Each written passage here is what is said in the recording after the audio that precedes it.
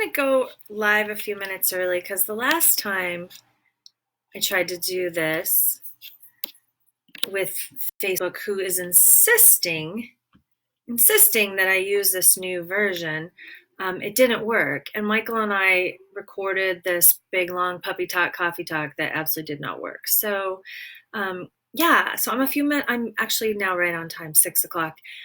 I'm hoping that this is working. If somebody is there, if they could just give a heart or do something so I can tell this is actually working. Like I said, Facebook is insisting that I use this new version. And the last time I tried to use this version, it just didn't work at all. So I'm checking my phone to see. Oh, I think it's working. All right, fabulous. Well, welcome to the very first ever book club. We're going to be talking about TheJoker tonight. And any questions that you want to ask, please comment. Let's see. I think we can comment right here. I'm hoping that works. We'll see. Like I said, Facebook is insisting I use this new version, even though I tried to use the old one. So please comment if you have any questions, but I think I will start out this first ever book club by reading from the book that we can talk about. You don't have to. You can ask me other questions too, but I'll read from TheJoker. This one, well, I guess this is no different than any other book that I write because they all really are sort of ripped from the headlines, inspired. And I think that's because I am a veteran newspaper reporter, journalist, and I just think that you cannot make up anything stranger than what is already happening out there. And I'm always really inspired by what I hear and what I see in the real world. And in this case, I was absolutely blown away by this group in Mexico of children that had taken up arms to defend their village. And that is the basis of what inspired TheJoker. And I'm hoping that it shows up.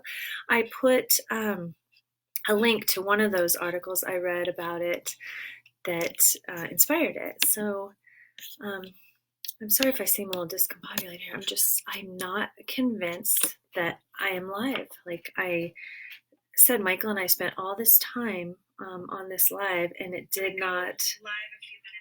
Let's see if that works. Anyway, please give me a shout out. I should actually see if I can get Michael to post a question to make sure that that is actually going. But why don't I start? Let me text him real quick, and then downstairs, because that's what you do. I'm just going to say, ask a question on my live. All right. Video. He won't see it, of course. Okay, and then let's just start reading. And if you are here, then just let me know in some way. I don't even know how it works on this new Facebook. But meanwhile, let's read a little bit of TheJoker. 11-year-old Francisco looked through the chain link fence, watching his friends file into the middle school. He stared, mesmerized, filled with longing and also despair. His life as a student, attending classes and hanging out with his friends, seemed like a lifetime ago.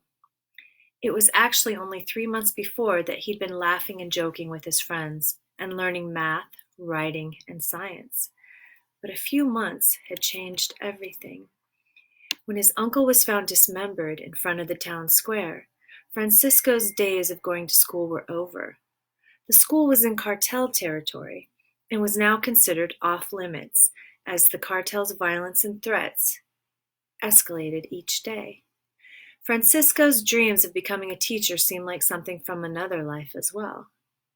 He sat and watched the other boys, a Nike hat pulled low on his forehead.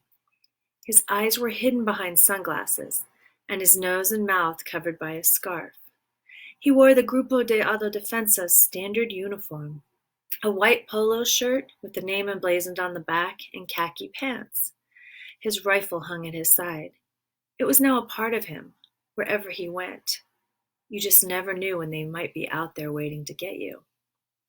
The gun was not a toy. It was not to be used in jest. It was not to be used to commit robbery or coerce someone into doing something. It was only used to defend himself, his family, his friends, his village, because the government didn't care about justice. His father, Dr. Victor Reyes, and the other men of the village had asked for help from the president and governor for years, to no avail.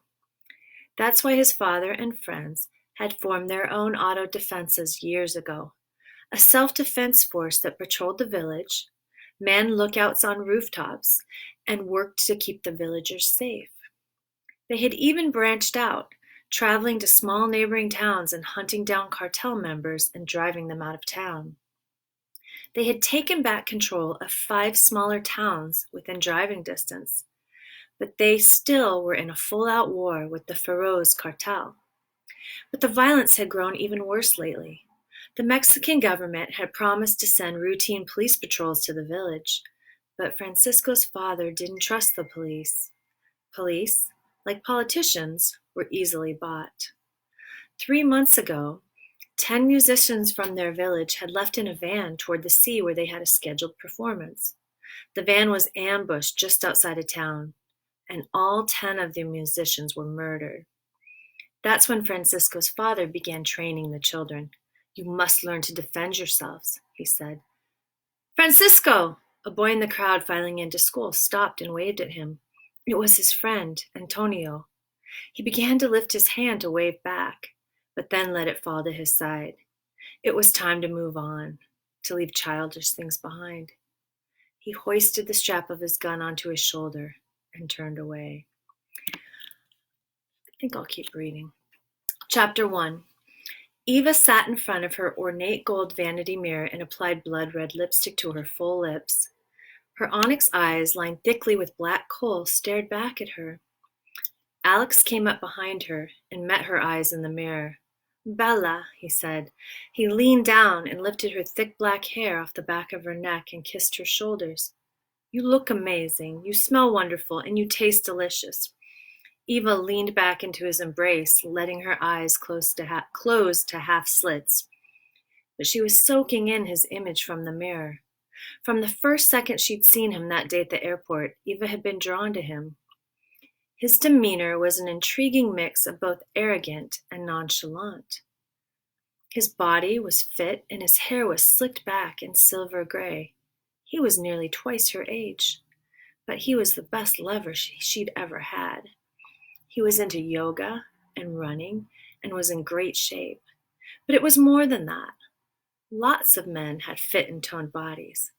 It was his insistence on her pleasure. He was a selfless lover.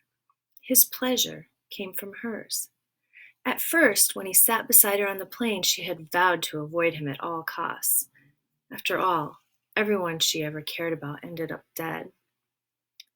This is in italics, a flashback. The man leaned over and reached down beneath the plane seat in front of him. When he sat up, he was holding an insulated bag. Inside he had a wedge of cheese, some olives, and some dates. Then, digging around into a flap on the outside of the bag, he extracted 2 small champagne flutes. "I was hoping to find someone with excellent taste whom I could share this with. Would you do me the honor?" Eva smiled. "I'd love to." The cheese melted on her tongue, and the champagne was possibly the best she'd ever had. He'd rung the flight attendant, and a bottle had been brought to him. "That bottle's not on the drink menu," Eva pointed out. He nodded. "Damn right it's not." It was delicious, but she only indulged in 1 glass. She needed her wits about her when they landed. She needed to be sharp and clear-headed. No fog from alcohol. By the time the flight tracker map showed they were above American soil, she'd learned many interesting details about the man beside her. She'd let him talk nearly the entire time. Not that he hadn't tried to draw her into conversation, because he had. But every time he'd asked a question, she deflected it back to him or answered vaguely. She'd become a pro at that over the years, giving very few details. She was on business. She was a business owner. She owned what was essentially a boot camp exclusively for women where they did strength training, martial arts, and fitness. That was all true, but only a small piece of the truth. She left out the part about her empire, that the women also learned expert marksmanship, swordplay, and how to kill silently and quickly in myriad ways. For a second, after revealing the small tidbit about running a boot camp, she'd worried she'd revealed too much. Because as she spoke, his eyes had flicked to the left as if he were remembering something. I love that, he said with enthusiasm. Having a daughter and 6 granddaughters, I'm all about empowering women. I'm a feminist. He said nothing about a wife. Eva respected that he didn't say he was a feminist as if he expected praise. It was just a given. Despite herself, or maybe partially because of the champagne, Eva enjoyed learning more about her seatmate. His name was Alex Miller. He was an entrepreneur. His company, which made fine leather shoes, had developed a way to employ some of the poorest residents of southern Italy. We have a program that helps abused women, homeless and former prostitutes create new lives. Oh, did you hear about the new shelter opening in Balderna? She asked. I did. His smile made her laugh. What? Why aren't you telling me? I don't want to sound like a douche, she said. I mean, we just met. Just say it, he shrugged. Is the shelter your idea? She asked. He laughed, and the sound of it, hearty and real, made her smile. Something like that. Eva tried to hide that she was impressed. Despite his attempts to seem modest, he was bragging after all, something looked down on by Italians.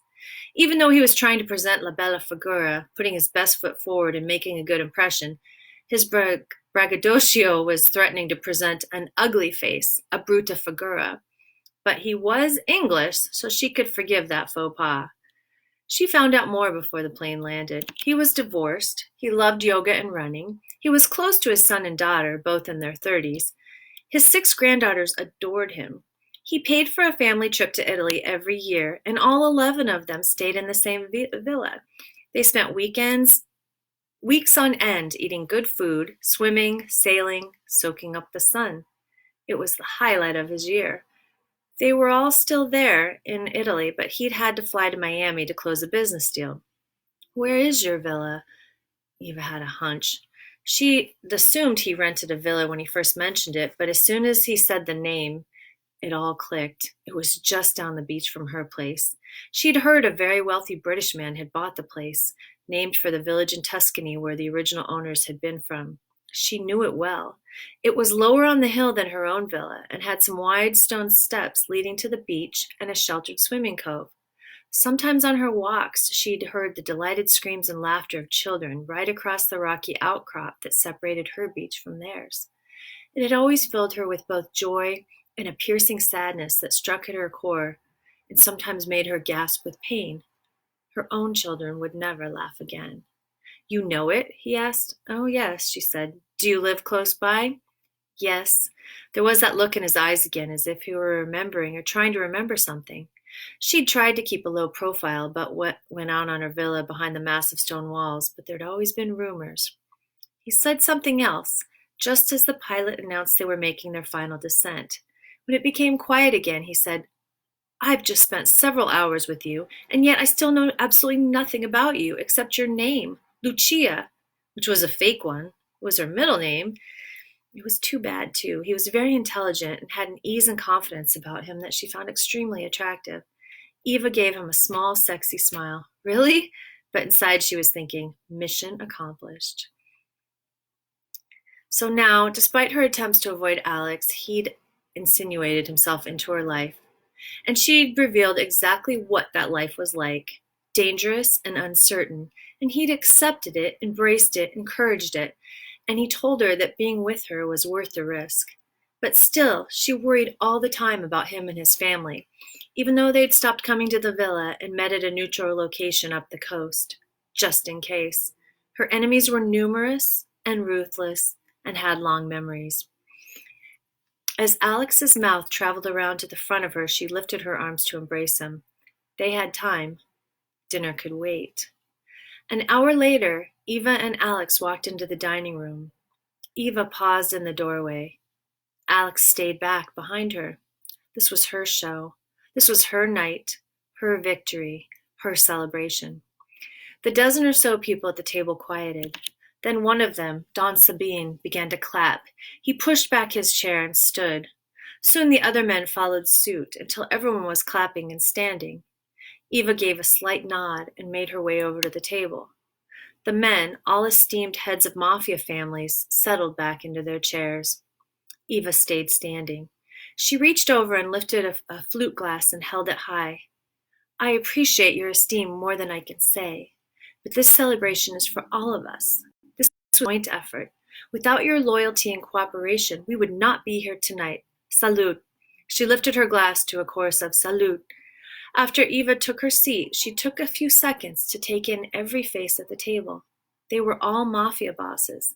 Their loyalty had been hard-won, but was now priceless. She trusted all of them, to a certain extent, except Don Leon. As the others had stood, she'd watched him beneath her long eyelashes. He could not contain his anger. It was no matter. He'd be dead before the night was over. Just before dressing for dinner, Eva's best soldier, Bibiana, had confirmed what Eva suspected. Don Leon had tried to buy off the chef for this dinner. He thought he'd arranged for Eva's dessert to be poisoned. And he paid a pretty price for that poison as well. Dessert was supposed to be individual espresso panna cottas. Don Leon was a fool. He had underestimated Eva to a ridiculous degree. Did he really think she'd gotten as far as she had by dumb luck? Don Leon's fatal mistake was not realizing that the people loved Eva. Loyalty to Eva and what she did for the people of Sicily and Italy ran deeper than any family obligation or fear that his own rule might instill. Don Leon had thought her murder would be easy, a sure thing.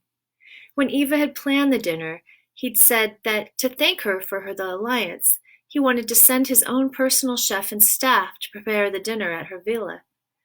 Eva had graciously accepted, but she knew to be wary. She hadn't even had to investigate. The chef had gone to Bibiana on his own. Even though the chef had been in Don Leon's employ for more than 20 years, he had run to Eva's soldiers to alert them of the conspiracy. The dinner lasted for hours, a feast with many courses. The men heaped praise on Don Leon and his extremely talented chef. Eva made a note to offer the chef a job at her villa after this night was over.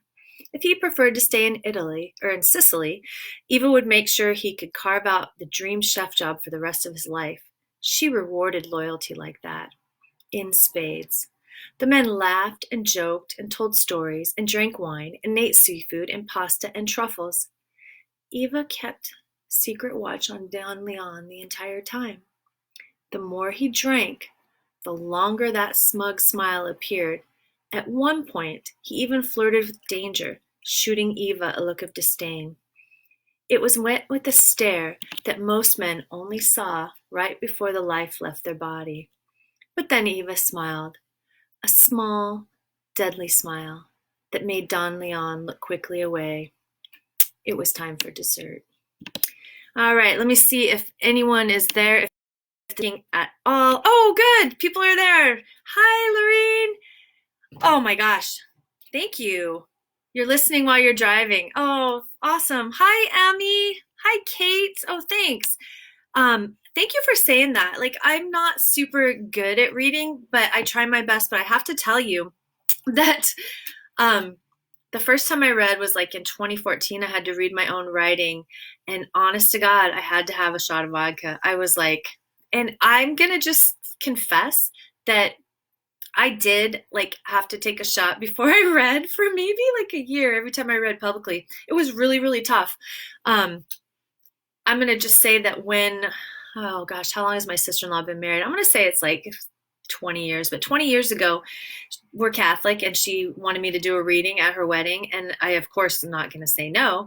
And I remember getting up to the altar and I thought I was going to pass out from reading a Bible passage. Like I thought I was going to, I really almost died. Like I almost passed out. It was horrible. So I've come a long way and be able to go live, to be able to read in public.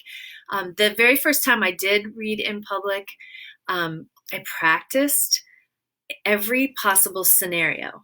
I drank a bunch one night and practiced reading in front of the mirror, and I was like, okay, if I have a bunch to drink, I can do it. I read it totally sober.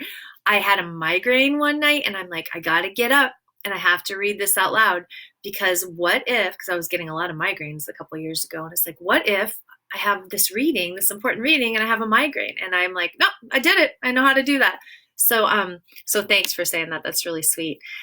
Kate had a question. Kate asked about this name Santangelo in my books being an homage to Jackie Collins. Hell yeah. Like I am the biggest Jackie Collins fangirl, and probably some of you already know this, but one wonderful thing that happened is shortly before Jackie died, the Huffington Post contacted me and said, would you like to interview Jackie as part of our show on HuffPost Live? And I was just like, yes, please. And so I got to be like me on the screen and her on the screen, and I got to talk to her. And I went and looked for that video, and that whatever, it was dissolved or something, so it's no longer around, and it just broke my heart. And I did talk to Jackie's daughter, and she said that they didn't think that they had that video either. So darn it all. But that was like such a highlight to be able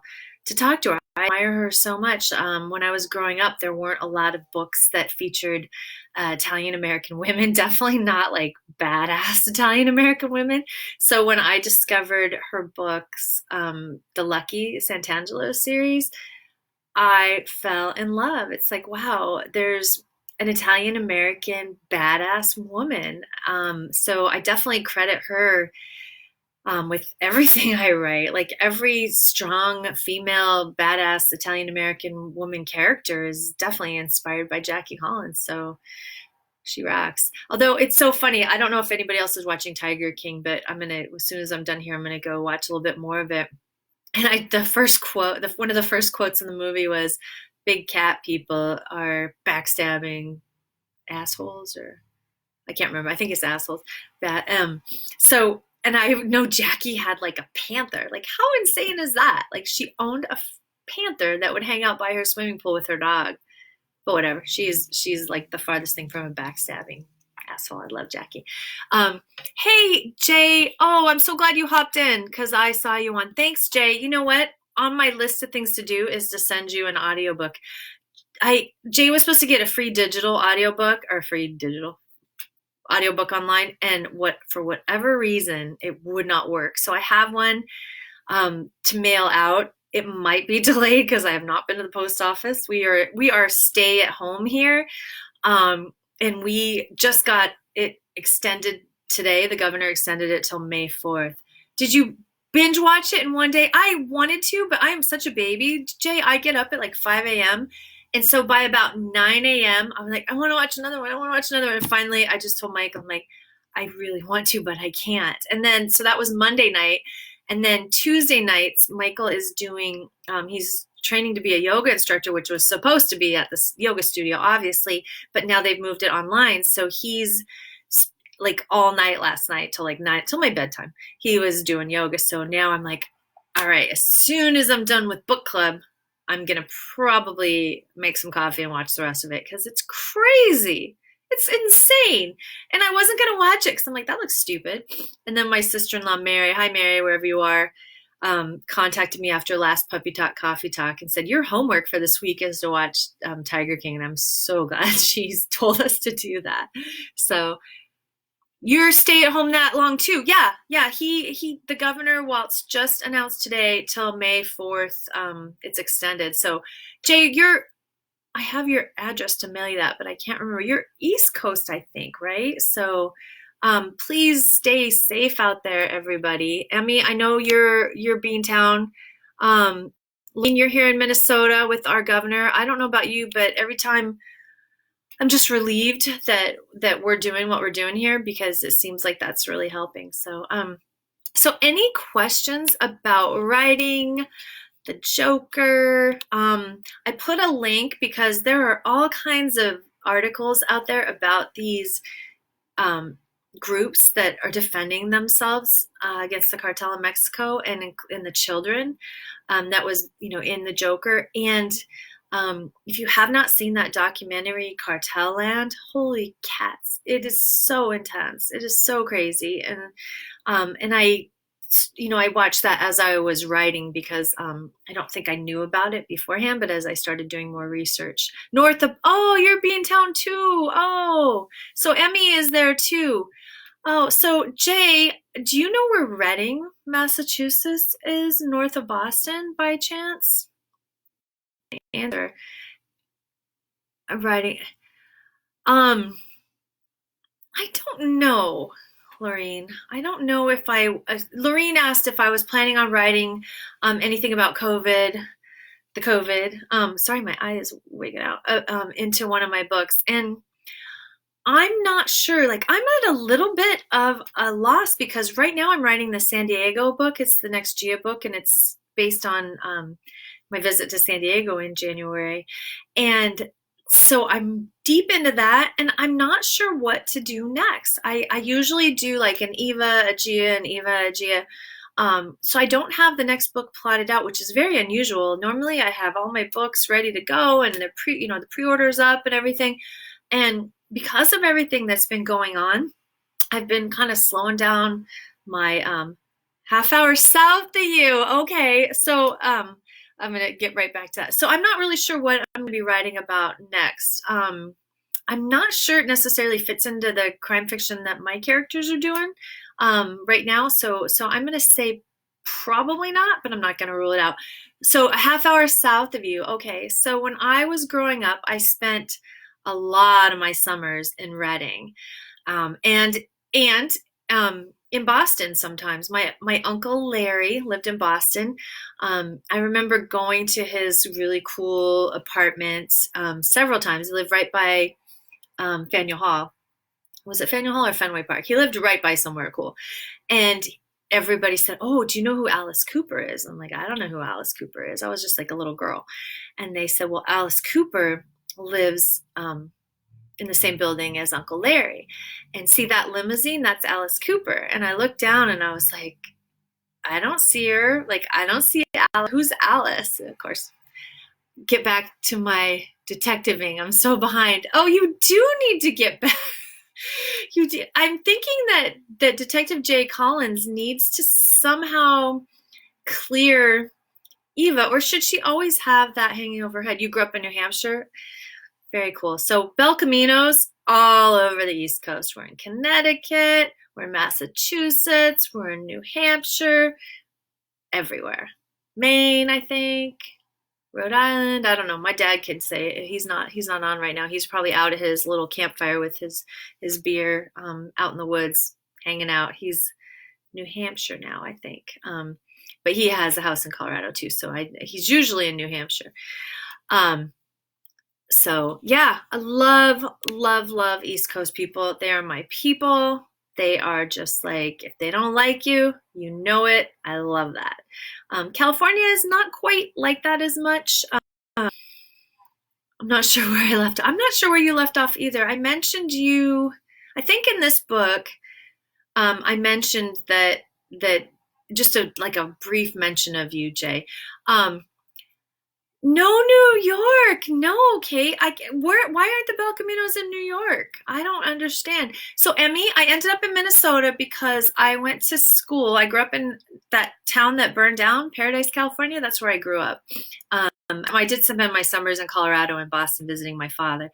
But I grew up in Paradise, and I went to college in Long Beach, California, in Southern California. And I met this boy who was in the Navy in Long Beach named Michael. And I didn't think I'd ever live in Minnesota, honestly, even though he was from here. We lived in Seattle.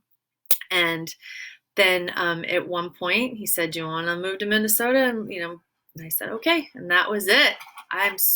You're from Brooklyn originally. Oh, fun, Kate. No, yeah. Gosh, I have so many fun stories about visiting New York. My brother lived on the Lower East Side, and so when our kids were little, we would pretend that we lived there. My mom and dad, God bless them, would come and stay with their girls for like 3 or 4 days, and we go to the Lower East Side and just be like, "All right, let's just pretend like we live here. We've done all the tourist things in previous trips. Let's just like hang," and it was so much But the craziest trip to New York was my very first one. We drove out from Minnesota and we were in Boston. We went in this pizza place and we were with a good friend of ours we met in Spain, Mike Russo, and he's like, yeah, well, let's go to New York tomorrow. I'm like, yeah, let's all go to New York. So Mike Russo and my husband Michael and me were in this pizza place. And we're like, okay, so we got to get up early. We're going to drive to New York. And the guy working at the pizza place said, you're going to New York tomorrow? I said, yeah. And he's like, can I come with you? And we're like, okay. Because we're like 21, I don't know, like young, 22. Okay, yeah, we just met you. You work at the pizza place. You can come to New York with us. And I said, we'll pick you up at this bus stop in the morning. So in the morning, we swung by. There he was. I sat in the back seat with him, and he opened his duffel bag, and he's got all these weapons. And I was like, huh, he seems nice. His name's Phil. He seems like a nice guy. Well, guess what? He's going to New York with us. So we missed the exit to New York. Yeah, and ended up in Jersey. So we're like, well, let's park in Jersey City and, take the subway over to New York. So we took it over to the Village, and this is kind of late at this point. So we're walking around and we're eating like hot wings and doing all this fun stuff and just loving seeing the Village for the first time. And it gets later and later and later. And we're like, well, we were checking at hotels and stuff. We're like, we can't afford to pay for one of these hotels. I don't think we had credit cards or anything. Like, we can't afford to sleep here. So we're trying to find a safe place to sleep. And we're like, should we go to like a beach somewhere? Like, where should we go? Like, where should we sleep? So we decided there was no place to sleep. So it's getting sketchy. Like, the only other people, it's like 4 a.m. The only other people in the Village are like probably wanting to like rob us. And all of a sudden, Big Phil, the guy from the pizza place, he's like 6 feet tall. He brings out one of his weapons from his duffel bag and he goes, and it's one of those sticks. I don't even know what it's called.